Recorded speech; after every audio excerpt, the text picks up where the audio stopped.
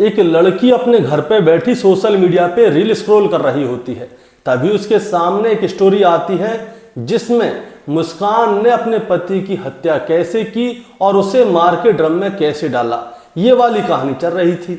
अब वो उस कहानी को ध्यान से देखती है। इसके बाद सोनम रघुवंशी वाली कहानी देखती है कि सोनम रघुवंशी ने शादी के बाद अपने पति की हत्या कैसे की और कैसे पकड़ी गई।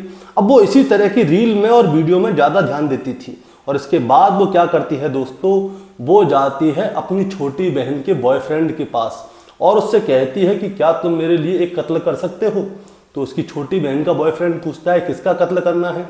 वो कहती है तुम्हें इससे कोई लेना देना नहीं है, मेरे पास पूरी प्लानिंग है और कत्ल कैसे करना है, कहाँ करना है, कब करना है, ये सब कुछ मैं तुम्हें बताऊंगी और इसके अवज में मैं तुम्हें 50,000 रुपये दूंगी। इसके लिए उसकी छोटी बहन का बॉयफ्रेंड मान जाता है और फिर ये दोनों मिलकर क्या करते हैं, एक शख्स की हत्या कर देते हैं। मैं आपको बताना चाहूँगा कि वो शख्स जो है इसका पति नहीं था, कोई और था। अब ये दोनों मिलकर उसकी हत्या कर देते हैं। इनके साथ एक तीसरा शख्स और होता है, उसके बारे में भी मैं आपको कहानी में बताऊंगा।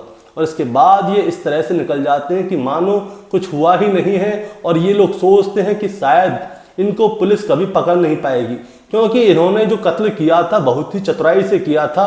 लेकिन आखिरकार पुलिस इस हत्याकांड का खुलासा कर देती है और इसके बाद इस लड़की की कहानी सामने आती है कि आखिर इसने वो हत्या क्यों की और क्यों करवाई।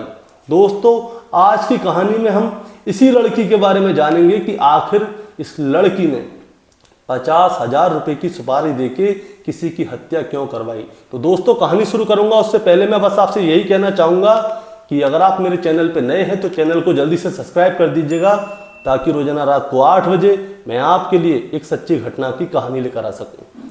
नमस्कार दोस्तों, मैं गौरव शर्मा और आप देख रहे हैं गौरव शर्मा सफर। दोस्तों, आज की जो सच्ची घटना मैं आपको सुनाने जा रहा हूं, ये सच्ची घटना शुरू होती है मध्य प्रदेश के नरसिंहपुर जिले से और नरसिंहपुर जिले का ही एक थाना लगता है, थाना मंगवानी। दरअसल होता क्या है दोस्तों, यहीं के रहने वाले एक शख्स होते हैं जिनका नाम होता है सुरजन साहू, जिनकी उम्र 35 साल के आसपास होती है। 25 अक्टूबर 2025 की दोपहर को वो अपने घर से निकलते हैं। अपने परिवार वालों से कहते हैं कि मुझे बहुत ज़रूरी काम है, इसीलिए मैं बाहर जा रहा हूँ, आने में थोड़ा समय लग जाएगा। इसके बाद सर्जन साहू जो हैं वो अपने घर से अपनी स्विफ्ट डिजायर कार उठाते हैं और वहाँ से निकल जाते हैं। अब दोपहर से शाम हो जाती है, शाम से रात हो जाती है, लेकिन सर्जन साहू जो है अपने घर पे नहीं आते और रात से दूसरा दिन हो जाता है। उनके परिवार वाले बार बार उनका फ़ोन मिलाते हैं, लेकिन फ़ोन होता है स्विच ऑफ। घर वाले बहुत ज़्यादा परेशान हो जाते हैं, क्योंकि सर्जन साहू ने ये नहीं बताया था कि वो कहाँ जा रहे हैं, वो जा कहाँ रहे हैं। अब घर वाले जो हैं बहुत ज़्यादा परेशान हो जाते हैं और जो उनके जानने वाले यार दोस्त होते हैं उनसे पूछते हैं कि शायद उनके साथ कहीं गए हों। उनको फ़ोन मिलाते हैं तो वो सब लोग कहते हैं कि भाई हमारे पास तो नहीं आए और ना ही कल से हमारी उनसे कोई बात हुई है। अब इसके बाद क्या होता है दोस्तों, परिवार के लोग जो हैं सीधे जाते हैं मंगवानी थाने और वहाँ पे सर्जन साहू की जो है गुमशुदगी की रिपोर्ट लिखा देते हैं। उनसे कहते हैं कि सर, ये कल ये कह के गए थे कि ये जो है शहर से बाहर जा रहे हैं, आने में समय लग जाएगा, लेकिन अभी तक ये आए नहीं हैं। फ़ोन मिला रहे हैं तो फ़ोन स्विच ऑफ है। अब इसके बाद पुलिस वाले कहते हैं कि आप ऐसा कीजिए, थोड़ा और इंतज़ार कीजिए, हो सकता है कि टावर नहीं आ रहे हो उस जगह पे या फिर मोबाइल स्विच ऑफ हो, आप थोड़ा और इंतज़ार कीजिए। उसके बाद भी अगर उनकी कोई खबर नहीं मिलती तो हम उनको ढूंढेंगे। लेकिन दोस्तों, परिवार वालों को जितनी भी बार उन्होंने फ़ोन मिलाया, किसी भी बार सर्जन साहू का फ़ोन नहीं लगता, उसके बारे में कोई भी जानकारी नहीं मिलती। इसके बाद पुलिस वाले क्या करते हैं, सर्जन साहू की लोकेशन ढूंढते हैं कि आखिर सर्जन साहू का जो मोबाइल है आखिरी बार कहाँ पे स्विच ऑफ हुआ है। तब पता चलता है कि शहर से बाहर हाईवे नंबर 44 के पास एक होटल है, होटल जलसा होटल के आसपास जो जंगल है वहाँ पे सर्जन साहू का मोबाइल स्विच ऑफ हुआ है। अब पुलिस वाले उस जगह पे जाते हैं जहाँ पे उसका मोबाइल स्विच ऑफ होता है, वहाँ पे जाके देखते हैं और होटल जलसा पे जाते हैं। वहाँ पे जाके उसकी सीसीटीवी की फुटेज को निकलवाया जाता है कि शायद इसमें सर्जन साहू आ जाए सामने। तो पता चलता है कि सर्जन साहू उस होटल पे आया था और उसके साथ 2 लोग थे, एक लड़की और एक लड़का। इन दोनों ने मुंह को अपने कपड़े से ढका हुआ था और ये तीनों उस कार में बैठ के वहाँ से निकल जाते हैं। अब पुलिस वाले क्या करते हैं, उस सीसीटीवी की फुटेज को निकलवा लेते हैं और जो लड़का और लड़की है उन दोनों के फोटो को निकलवा लेते हैं और इसके बाद सर्जन साहू के परिवार वालों के पास जाते हैं और उन दोनों लड़का लड़की की फोटो को उनके परिवार वालों को दिखाते हैं। लड़के को कोई भी नहीं जानता था, लेकिन जैसे ही लड़की का फोटो सामने आता है तुरंत ही सर्जन साहू की पत्नी उस लड़की को पहचान जाती है और वो बताती है कि ये जो लड़की है ये मेरी चचेरी बहन है, इसका नाम है निधि साहू और ये बरहेटा गांव की रहने वाली है। अब जैसे ही निधि साहू का नाम सामने आता है, यानी कि जो लड़की थी वो सर्जन साहू की चचेरी साली थी, उसकी पत्नी की चचेरी मतलब बहन थी उसकी, ये मान लीजिए।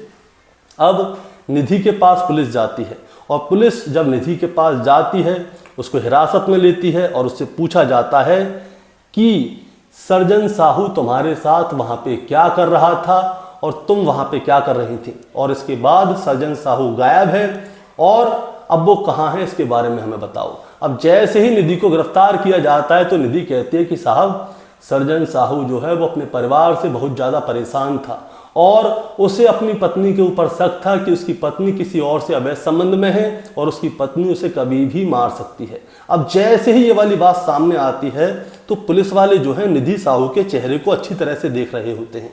उसके चेहरे पे जो है बनावट दिख रही होती है और साफ पता चल रहा होता है कि निधि साहू झूठ बोल रही है, क्योंकि अगर सर्जन साहू के साथ ऐसा कुछ होता तो वो निधि साहू को क्यों बताता ये वाली बातें कि उसकी पत्नी उसे धोखा दे रही है। तो पुलिस वालों ने ये वाला सवाल उससे पूछा कि भाई ये तुम्हें क्यों बताएगा ऐसी बात कि उसकी पत्नी उसे धोखा दे रही है। वो अपने परिवार में बताता, अपने यार दोस्तों को बताता, तुम तो रिश्तेदारी में भी दूर की हो, चचेरी साली हो, सगी साली तो हो नहीं। अब सही सही बताओ। अब निधि क्या है, बार बार अपनी बातों को बदल रही होती है। इसके साथ ही जो लड़का होता है उसकी पहचान हो जाती है तब तक में। उसका नाम होता है साहिल पटेल, जो कि रीछा गांव का रहने वाला था। और अब साहिल पटेल की हिस्ट्री खंगाली जाती है कि आखिर साहिल पटेल कौन है, क्या करता है। और जैसे ही साहिल पटेल की हिस्ट्री सामने आती है तो पुलिस वाले चौंक जाते हैं। दरअसल साहिल पटेल के ऊपर पहले से ही कई सारे केस चल रहे थे और एक कुख्यात अपराधी था। अब साहिल पटेल को गिरफ्तार किया जाता है, उससे पूछा जाता है कि तुम सर्जन साहू को कैसे जानते थे और तुम्हारा उसके साथ में क्या लेना देना था और तुम लोग वहां पे क्या कर रहे थे और सर्जन साहू इस समय कहाँ है ये बताओ। पहले तो साहिल पटेल जो है बातों को घुमा रहा था, लेकिन जैसे ही पुलिस ने साहिल पटेल के साथ में सख्ती बरती तो साहिल पटेल तोते की तरह बोलने लगा और उसने अपना जुल्म कबूल कर लिया और उसने बताया कि निधि ने ही उसे 50,000 रुपए की सुपारी दी थी ताकि वो इसके जीजा को मार सके। अब साहिल पटेल से पूछा जाता है कि तुम कितने लोग थे जितने लोगों ने सर्जन साहू की हत्या की। तो साहिल पटेल बताता है कि मैं था, निधि थी और उसका एक नाबालिग दोस्त था। इन तीनों ने मिलकर ही सर्जन साहू की हत्या की है। अब उससे पूछा जाता है क्यों मारा था, तो इसके लिए वो कहता है कि इस बारे में तो आपको निधि ही बता पाएगी। उसने हमें सिर्फ 50,000 रुपये दिए थे और हमने वो उसका काम कर दिया, हमने उसके जीजा की हत्या कर दी। उससे पूछा जाता है कि तुमने लाश का क्या किया, तो वो बताता है हमने उस लाश को एक जंगल में जाके दफना दिया है। अब जैसे ही साहिल पटेल अपना जुल्म कबूल करता है तुरंत ही पुलिस निधि के पास जाती है और उससे पूछती है कि बताओ क्या किया तुमने अपने जीजा के साथ। तो निधि अभी भी अपनी उसी राग को लाप रही थी कि मुझे तो पता ही नहीं है, वो अपनी पत्नी के ऊपर इल्जाम लगा रहा था, ये वो फलान ढिकान। तो पुलिस वाले कहते हैं कि साहिल पटेल ने अपना जुल्म कबूल कर लिया है और उसने पूरी बात बता दी है। अब हम तुमसे जानना चाहते हैं कि आखिर तुमने अपने जीजा की हत्या क्यों करवाई। अब जैसे ही निधि को ये वाली बात पता चलती है कि पुलिस को सब कुछ पहले से ही पता है, तो इसके बाद निधि भी टूट गई और उसने पूरी कहानी शुरू से लेकर आखिर तक सुनाई। अब होता क्या है दोस्तों, मैं आपको बताता हूँ। निधि जो है सर्जन साहू को 4 साल पहले से ही जानती थी और इन दोनों के बीच में प्रेम प्रसंग था। ये दोनों मिला करते थे, संबंध बनाया करते थे और सर्जन साहू से निधि जो है शादी करना चाहती थी, लेकिन उसकी शादी निधि के साथ नहीं हो पाती। उसकी शादी होती है निधि की ताऊ की लड़की के साथ। अब निधि कुंवारी रह गई, सर्जन साहू की जो शादी हुई है निधि की ताऊ की लड़की के साथ हुई है, लेकिन इसके बाद भी सर्जन साहू और निधि जो है मिला करते थे। इन दोनों के बीच में पहले की तरह ही शारीरिक संबंध बना करते थे और इसके बारे में किसी को कुछ भी खबर नहीं थी। सब कुछ बहुत अच्छा चल रहा था, लेकिन अचानक से दोस्तों क्या होता है, आज से लगभग 5-6 महीने पहले ही निधि की हो जाती है शादी और निधि चली जाती है अपने ससुराल। अब निधि जब अपने ससुराल चली गई तो सर्जन साहू को जो है निधि की याद आती थी कि निधि आए, उसके साथ समय बिताए, शारीरिक संबंध बनाए। लेकिन निधि तो अपने ससुराल में बिजी हो गई। अब ससुराल में से कैसे आ जाएगी? पहले माँ बाप के घर पे रहती थी तो बहाना बना के आ जाती थी कि दीदी के घर जा रही हूँ, कि कॉलेज जा रही हूँ, कि कहाँ जा रही हूँ, वहाँ जा रही हूँ, तो उससे मिल लिया करती थी। अब ससुराल में क्या बहाना बनाएगी? अब निधि जो है सर्जन साहू से मिल नहीं पाती थी, इसीलिए सर्जन साहू को क्या है, बहुत ज़्यादा गुस्सा आती थी। वो उससे बार बार कहता था कि तुम मुझसे मिलने आओ, लेकिन निधि कहती थी कि अब मेरी शादी हो गई है, मैं अब तुमसे नहीं मिल सकती। अब सर्जन साहू क्या करता है? सर्जन साहू के पास निधि के बहुत सारे अतरंगी फोटो थे। वो कहता है कि मेरे पास तुम्हारी कुछ फोटो और वीडियो हैं, अगर तुम मेरे पास नहीं आओगी तो मैं इन फोटो और वीडियो को तुम्हारे ससुराल में दिखा दूंगा, तुम्हारे मायके में दिखा दूंगा, और फिर ना तुम घर की रहोगी ना घाट की रहोगी। तुम्हारे पति को जैसे ही पता चलेगा कि तुम शादी से पहले किसी से संबंध बनाती थी तो तुम्हारा पति तुम्हें घर से निकाल देगा, फिर तुम क्या करोगी? अब निधि जैसे ही ये वाली बात सुनती है तो वो चौंक जाती है। दोस्तों, मैं आपको एक और बात बताना चाहता हूँ। निधि का बाप जो है हत्या के आरोप में पहले से ही जेल में, उसका बाप ने भी हत्या की थी और वो जेल में है आरोप में। अब की या नहीं की वो तो कोर्ट बताएगा, लेकिन हत्या के आरोप में उसका बाप जेल में है। अब घर पे कोई है नहीं, अब पैसे कहाँ से आएंगे घर चलाने के लिए? इसीलिए निधि जो है वो चौंक जाती है कि अगर ससुराल वालों ने मुझे निकाल दिया तो मैं जाऊंगी तो कहाँ जाऊंगी। इसीलिए वो बहुत ज़्यादा परेशान हो जाती है, और जब वो बहुत ज़्यादा परेशान हो जाती है, एक दिन की बात है, वो अपने घर पे बैठी हुई थी, यूट्यूब पे सोशल मीडिया पे रील स्क्रॉल कर रही थी, तभी उसके सामने मुस्कान की वीडियो आती है, सोनम रघुवंशी की वीडियो आती है कि इनने कैसे कैसे अपने पतियों की हत्या की, और भी बहुत सारी वीडियो देखती है, क्राइम शो देखती है। तो इसे एक आइडिया आता है, क्यों ना सर्जन साहू की हत्या कर दी जाए। अगर सर्जन साहू को रास्ते से हटा दिया जाएगा तो ना रहेगा बांस, ना बजेगी बांसुरी, कोई इसके ऊपर दबाव भी नहीं डाल पाएगा। वो पूरी तरह से तय कर लेती है कि सर्जन साहू की हत्या करनी है। अब उसे हत्या में अपने साथ में कोई साथी चाहिए था। अब साथी कहाँ से आए? तो उसे याद आती है कि उसकी छोटी बहन का एक बॉयफ्रेंड है जिसका नाम है साहिल पटेल, जो कि रीछा गांव का रहने वाला है। वो साहिल पटेल से संपर्क साधती है और उससे कहती है कि ऐसे ऐसे तुम्हें एक हत्या करनी है, बताओ तुम मेरा साथ दोगे? पहले तो साहिल पटेल जो है ना नकुर कर रहा था, लेकिन उसके बाद वो मान जाता है। वो कहता है कि मैं अकेला तो कर नहीं पाऊंगा, मेरा एक दोस्त और है, उसे भी साथ ले लेते हैं। तो वो कहती है ठीक है तुम ले लो। 50,000 रुपये की तय होती है कि ये 50,000 रुपये देगी, 10,000 रुपये एडवांस देती है। उसके बाद जो उसके कान के टॉक्स होते हैं, जिन्हें हम कुंडल कहते हैं, उन्हें भी गिरवी रख के ये पैसे लेके आती है, उन दोनों को देती है। और हत्या से 10 दिन पहले ये ऑनलाइन 2 चाकू मंगाती है, उन्हें ये अपने घर में अपनी तकिया के नीचे छुपा के रखती थी। और इसके बाद ये लोग इंतजार करते हैं कि कैसे सर्जन साहू को बुलाया जाए और उसकी हत्या की जाए। अब समय आता है भाई दूज का। दीपावली के बाद भाई दूज थी, और भाई दूज पर जो निधि है वो सर्जन साहू से फ़ोन करती है और उससे कहती है कि मैं भाई दूज के बहाने अपने घर पे आई हूँ, तुम ऐसा करो तुम भी आ जाओ, आज मिल लेते हैं। इसके बाद सर्जन साहू के पास जैसे ही फ़ोन आता है तो वो तो खुशी के मारे फूला नहीं समाता। वो कहता है अरे आज तो निधि की तरफ से मेरे पास फ़ोन आ गया। वो कहता है कि मैं अभी 10 मिनट के अंदर आता हूँ तुम्हारे पास, तुम बताओ कहाँ मिलोगी। अब निधि जो है उसे अपना पता बताती है, और वो बताती है घोघरा के जंगल के पास। अब निधि जब उसे अपना पता बताती है, सर्जन साहू अपने घर से परफ्यूम लगा के नहा धो के निकल के आता है, परिवार वालों से बोलता है कि मुझे थोड़ा समय लगेगा, मैं आता हूँ। अब सर्जन साहू सीधे निधि के पास जाता है। निधि के पास जाता है तो उसके साथ में पहले से ही कोई खड़ा होता है, और वो होता है साहिल पटेल। साहिल पटेल से वो पूछता है निधि से कि भाई ये कौन है? तो वो कहती है कि ये मेरा जो है कजन ब्रदर है और इसे आगे छोड़ देना है। अब इसके बाद में ये रेस्टोरेंट पे जाते हैं। रेस्टोरेंट पे जब जाते हैं तो इन्हें वो भी मिल जाता है तीसरा वाला लड़का, जो कि नाबालिग है। अब ये तीनों लोग जो हैं सर्जन साहू के साथ उसकी गाड़ी में बैठ जाते हैं। साहिल पटेल और जो नाबालिग लड़का है वो पीछे बैठे हुए होते हैं। निधि और सर्जन साहू वो आगे बैठे हुए होते हैं, सर्जन साहू गाड़ी चला रहा होता है। इसी बीच में क्या होता है दोस्तों, वो उससे कहते हैं कि ऐसा आगे से गाड़ी जो है इधर से ले लो, साइड से, जो कि घोघरा के जंगल थे। अब उससे पूछा जाता है कि भाई तुम इधर क्यों जा रहे हो? तो वो कहते हैं कि हमें एक लड़के को उठाना है, थोड़ी आगे छोड़ देंगे, उसके बाद आप दोनों चले जाना, हम लोग तो रास्ते में उतर जाएंगे। सर्जन साहू कहता है कि कब ये दोनों उतरे, कब मैं निधि के साथ में समय बिताऊं? तो वो कहता है चलो भैया घोघरा के जंगल में। अब घोघरा के जंगल में ये लोग गाड़ी चला रहे होते हैं। अब जैसे ही थोड़ी आगे जाते हैं तो निधि ने जो दो चाकू मंगाए थे वो दोनों चाकू जो है उनमें से एक चाकू तो वो अपने पास रखती है और एक चाकू पीछे जो नाबालिग लड़का था उसको दे देती है। अब जैसे ही जंगल आता है जहाँ पे कोई गाड़ी वाड़ी नहीं दिखती, तभी निधि क्या करती है, चाकू निकालती है और सर्जन साहू की सीधी गर्दन पे वार करती है। सर्जन साहू कुछ समझ पाता उससे पहले ही उसके ऊपर चाकुओं से गोद दिया जाता है। इधर से निधि गोद रही होती है और पीछे से जो नाबालिग लड़का होता है वो गोद रहा होता है। इसके बाद सर्जन साहू की हालत बहुत ज़्यादा खराब हो जाती है। उसे गाड़ी से बाहर निकाला जाता है और फिर जो उसका दोस्त है साहिल निकालता है चाकू और वो सर्जन साहू के ऊपर बार पे बार किया जाता है और सर्जन साहू मर जाता है। फिर ये लोग क्या करते हैं, सर्जन साहू की लाश को घसीटते हुए जंगल में 100 मीटर अंदर लेकर जाते हैं। अंदर ले जाकर उस लाश को डालते हैं और उसे पूरी तरह से पत्थरों से दबा देते हैं और वहां से निकल जाते हैं।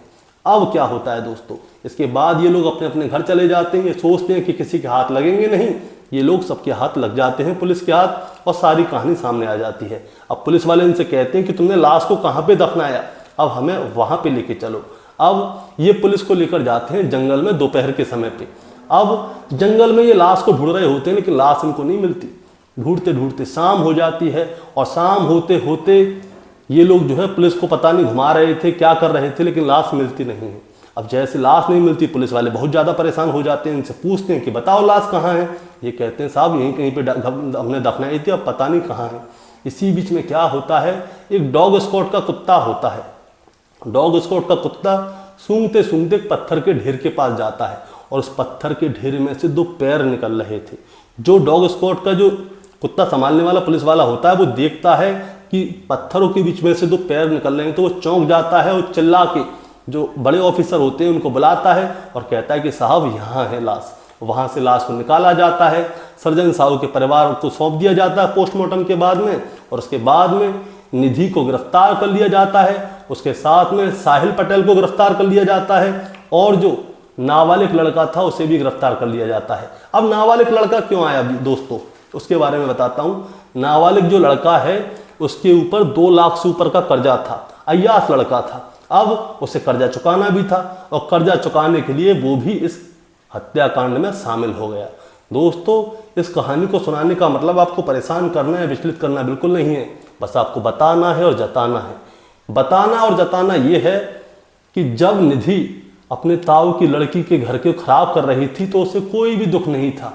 वो सर्जन साहू से छुप छुप के मिला करती थी, सब कुछ ठीक था। लेकिन जैसे ही उसकी शादी हुई तो उसे डर लगने लगा कि कहीं ऐसा ना हो मेरे पति को पता चल जाए, और इसीलिए उसने सर्जन साहू की हत्या कर दी। यहाँ पे सबसे ज़्यादा गलत है तो वो है निधि।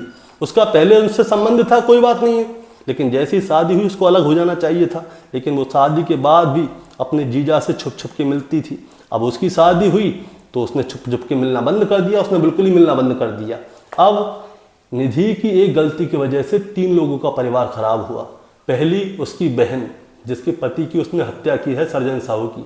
दूसरा जो निधि है उसका परिवार, उसकी अभी अभी शादी हुई है। अब उसके पति को पता चली होगी कि मेरी पत्नी शादी से पहले किसी और से प्यार करती थी और उसकी हत्या कर दी है, तो उसके पति को अंदर से एक सदमा लग गया होगा कि अच्छा है उसने अपने यार की हत्या की है, अगर ये मुझे ही मार के किसी ड्रम में डाल देती तो क्या होता, नहीं तो ज़्यादातर पतियों की हत्या होती है। और तीसरे वो लोग जिन्होंने निधि का साथ दिया था, यानी कि उसकी छोटी बहन का बॉयफ्रेंड और वो नाबालिग लड़का, इन सभी के परिवार सिर्फ एक गलती से गए, और वो गलती थी निधि की और वो झूठे प्यार की। दोस्तों आपका क्या कहना है इस कहानी के बारे में, आप जरा हमें कमेंट में बताएं। चैनल पे नए हैं तो सब्सक्राइब करके जाएं ताकि रोजाना रात को 8 बजे मैं आपके लिए एक सच्ची घटना की कहानी लेकर आ सकूं। नमस्कार।